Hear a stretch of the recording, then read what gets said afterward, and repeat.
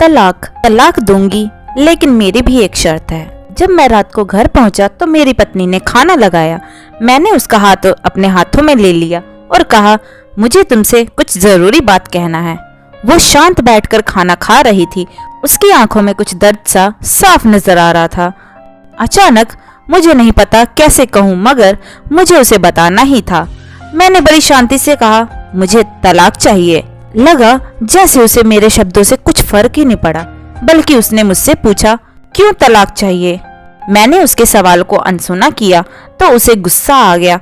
उसने चम्मच उठाकर फेंक दिया और जोर से चिल्लाई, तुम इंसान नहीं हो। उस रात हमने एक दूसरे से बात नहीं की।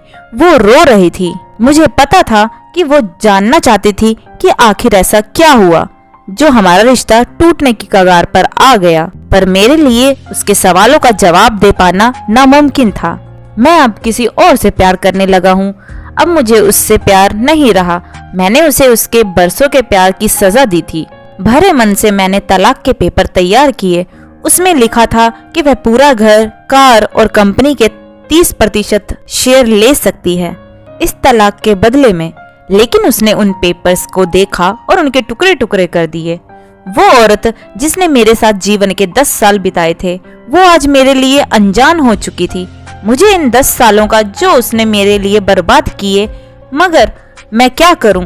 जो हो चुका उसे मैं बदल नहीं सकता था, क्योंकि मैं किसी और से अपनी पत्नी से भी ज्यादा प्यार करने लगा था।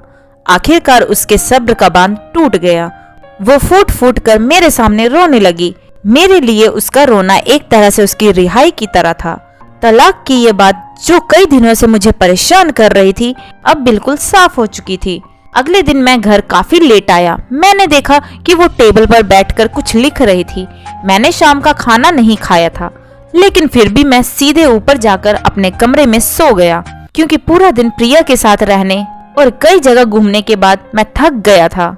वो शायद रात को उसी टेबल पर लिखते लिखते सो गई थी। सुबह उसने तलाक देने की शर्त बताई। वो मुझसे कुछ भी नहीं लेना चाहती थी।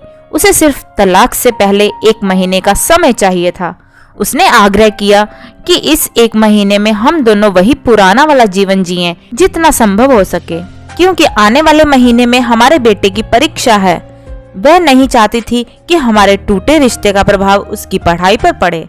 मुझे भी ये ठीक लगा, मगर वो कुछ और भी चाहती थी। जैसे शादी के दिन मैं उसे उठाकर अपने शयन कक्ष तक ले गया था, उसी तरह हर रोज 1 महीने तक मैं उसे शयन कक्ष से उठाकर मुख्य द्वार पर ले जाऊं।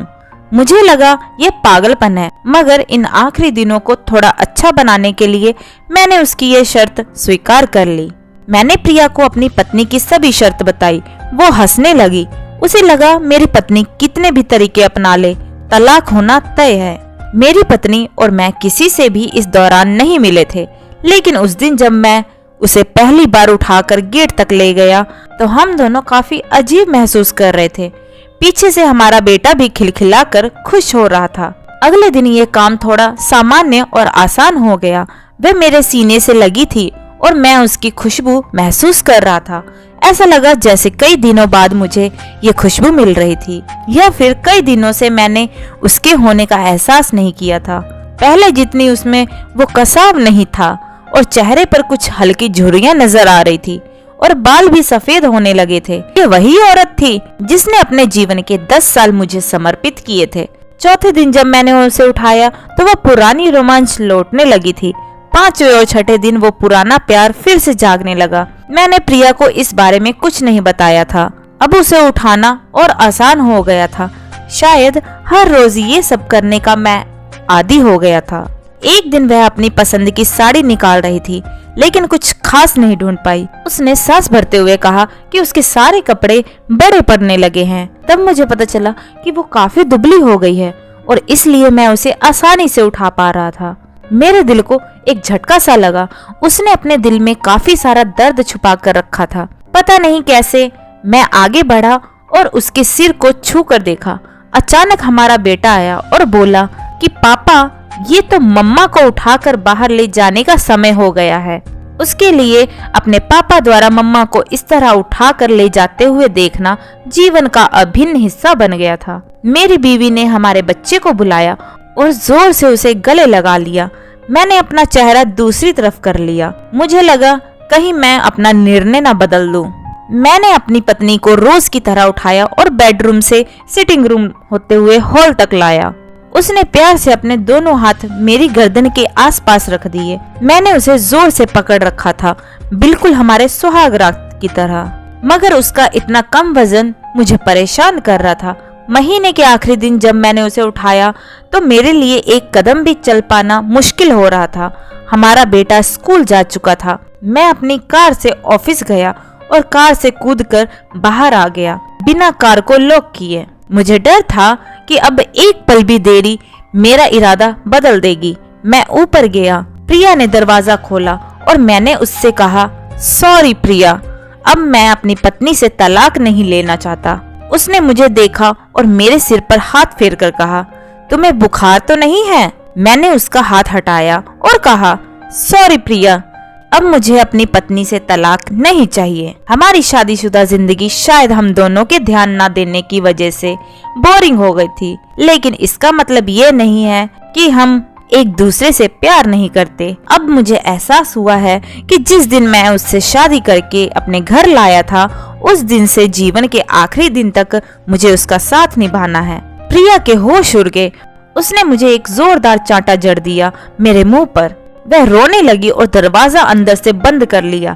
मैं सीढ़ियों से नीचे उतरा और आकर अपने कार में बैठ गया।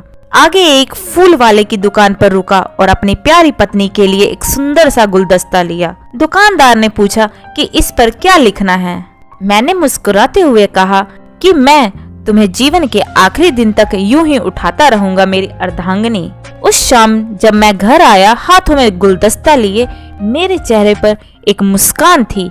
मैं ऊपर अपने कमरे की तरफ भाग कर गया, लेकिन तब तक वह मुझे छोड़कर इस दुनिया से जा चुकी थी हमेशा के लिए। वो कई महीनों से कैंसर से लड़ रही थी, लेकिन मैं प्रिया के साथ इतना खोया हुआ था कि कभी ध्यान नहीं रहा। उसे पता था वह जल्दी ही मुझे छोड़कर जाने वाली है, इसलिए वह मुझे और मेरे बेटे के रिश्ते को टूटने से बचाना चाहती थी। मैं नीच उससे तलाक लेना चाहता था, लेकिन फिर भी उसने मुझे अपने बच्चे की नजरों में एक प्यारा पति और पिता बना दिया था। जीवन की छोटी छोटी बातें रिश्तों में बहुत महत्व रखती है। बड़ा घर, बड़ी कार और बैंक बैलेंस ये खुशियों का हिस्सा जरूर बन सकते हैं, मगर अपनों के बिना इसकी कोई कीमत नहीं। तो दोस्तों, आपको हमारी आज की कहानी कैसी लगी कमेंट करके जरूर बताइएगा। कहानी पसंद आई हो तो वीडियो को लाइक शेयर करें और चैनल हिंदी स्टोरीज डियर को सब्सक्राइब करें। वीडियो को पूरा देखने के लिए बहुत बहुत धन्यवाद दोस्तों। तो मिलते हैं अगली कहानी में, तब तक के लिए जय श्री कृष्णा।